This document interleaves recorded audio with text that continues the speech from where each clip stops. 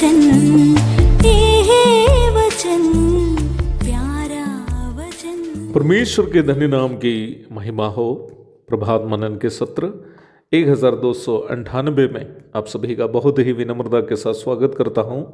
आइए आज को मनन के लिए हम पढ़ते हैं पहला तीमुथियुस अध्याय 2 पद 5। क्योंकि परमेश्वर एक ही है और परमेश्वर और मनुष्यों के बीच में भी एक ही बीचवाई है, अर्थात मसीह यीशु जो मनुष्य है। कल हम ये देखे थे कि परमेश्वर और मनुष्य के बीच में केवल प्रभु यीशु मसीह एकमात्र बीचवाई क्यों है।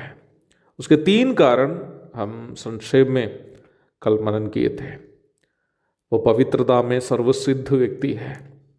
दूसरा, वह एकमात्र ऐसा व्यक्ति है जिनको परमेश्वर और मनुष्य दोनों से संबंध है। तीसरा, वही मनुष्य जाति के पाप का दंड सहकर प्रायश्चित मृत्यु सही। प्रभु यीशु मसीह एकमात्र बीचवाई होने के 3 महत्वपूर्ण कारण यही है। हम ये अवश्य समझना है कि केवल हमारा उद्धार के मामले में ही यीशु मसीह बीचवाई नहीं है। परमेश्वर के साथ हमारा कोई भी मामला में प्रभु यीशु मसीह के मध्यस्थता के बिना हम कुछ भी हासिल नहीं कर सकते हैं। उदाहरण स्वरूप प्रार्थना को लीजिए। हम सब प्रार्थना करते हैं, पर सच्चाई यह है कि हम में से ज़्यादातर लोगों की प्रार्थना परमेश्वर की इच्छा अनुसार की प्रार्थना नहीं है। परमेश्वर हमें संसार से अलग करके अपनी संतान होने का अधिकार इसलिए दिया ताकि हम उनके पुत्र के स्वरूप में बदल जाए। रोमी अध्याय 8 पद 29। प्रभु यीशु मसीह के मध्याकाशीय आगमन के दरमियान हम सब यीशु मसीह की पवित्रता की परिपूर्णता को प्राप्त करेंगे। पहला यूहन्ना 3:2। हम सब, इसका मतलब हम में से जितने लोग प्रभु को ग्रहण किए हैं।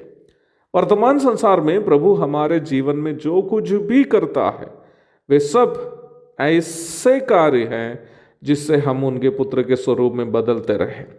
हमारी प्रार्थनाओं का भी खास उद्देश्य यही होना चाहिए कि हम परमेश्वर के पुत्र के स्वरूप में बदलते रहे, अर्थात हमारे अंदर के अहम अथवा अपना सभी स्वभाव खत्म हो जाना चाहिए और यीशु मसीह के स्वरूप हमें लागू किया जाना चाहिए।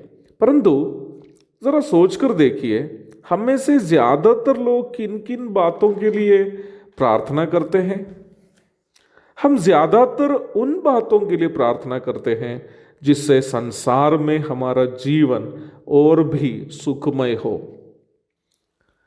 अच्छा मकान मिले, धन बढ़ जाए, अच्छी गाड़ी मिले। क्या मैं सही बोल रहा हूं ना?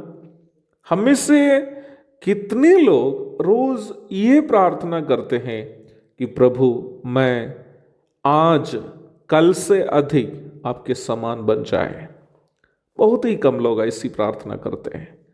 वास्तव में प्रभु हमसे सुनने के लिए चाहने वाली प्रार्थना यही है।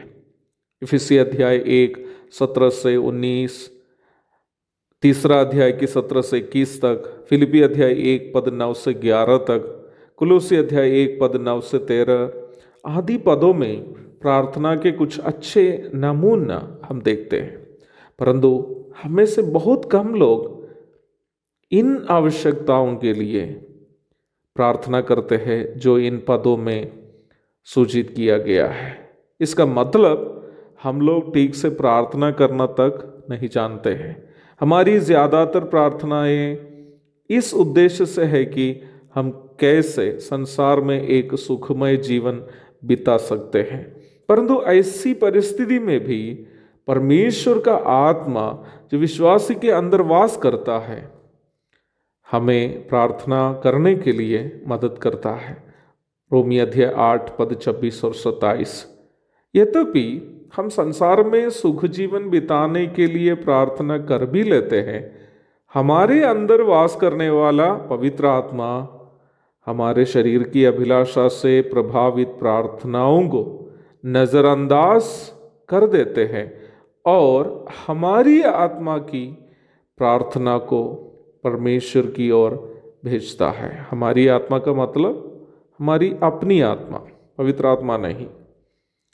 शरीर की अभिलाषा से प्रभावित प्रार्थना को नजरअंदाज करके हमारी आत्मा की इच्छानुसार की प्रार्थना पवित्र आत्मा के मदद से पिता तक पहुंचाती है।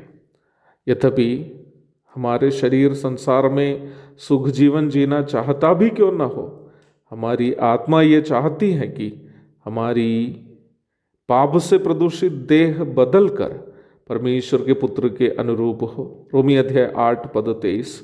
परमेश्वर के पुत्र के स्वरूप के अनुरूप बदलने हेतु हमारी आत्मा के कराहट को पिता परमेश्वर इसलिए सुनता है क्योंकि हम यीशु मसीह में हैं।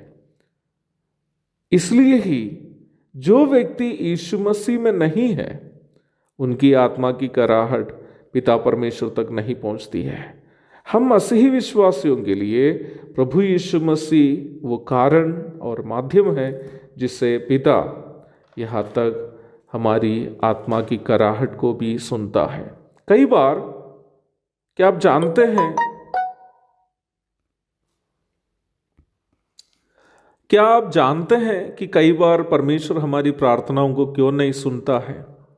क्योंकि हमारी उन सब प्रार्थनाएं हम हमारे शरीर के सुख के लिए करते हैं, इसलिए कि हम जितना प्रभु के अनुरूप बनना चाहते हैं उससे अधिक संसार के अनुरूप बनना चाहते हैं। मैं कभी कभी सोचता हूँ, जितना हम लोग मुंह से प्रार्थना करते हैं वे सब यदि प्रभु उसी समय ही पूर्ति करके देता तो हम सब तो अदानी अंबानी बन जाएंगे। जब हमारी आर्थिक स्थिति बढ़ जाती है तो प्रभु से हम जितना अनुरूप हो जाते हैं उससे अधिक हम संसार से अनुरूप हो जाते हैं।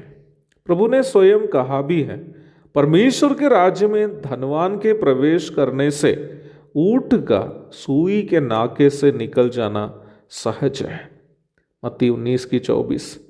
तो यहाँ तक हमारी प्रार्थना भी केवल इसलिए पिता परमेश्वर के पास तक पहुँचती है क्योंकि हम यीशु मसीह में होने के कारण हमारी आत्मा के कराहटों को पवित्र आत्मा पिता की ओर भेजती है, और हम यीशु मसीह में होने के कारण पिता उन प्रार्थनाओं को ग्रहण करता है।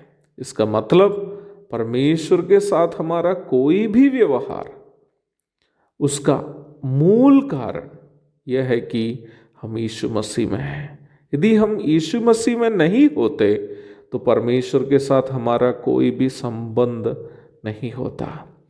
एक और शुभ दिन की धन्य कामनाओं के साथ आज का मनन का मैं यहाँ पूर्ण विराम करता हूँ। प्रभु आप सबको आशीष दे। आमीन।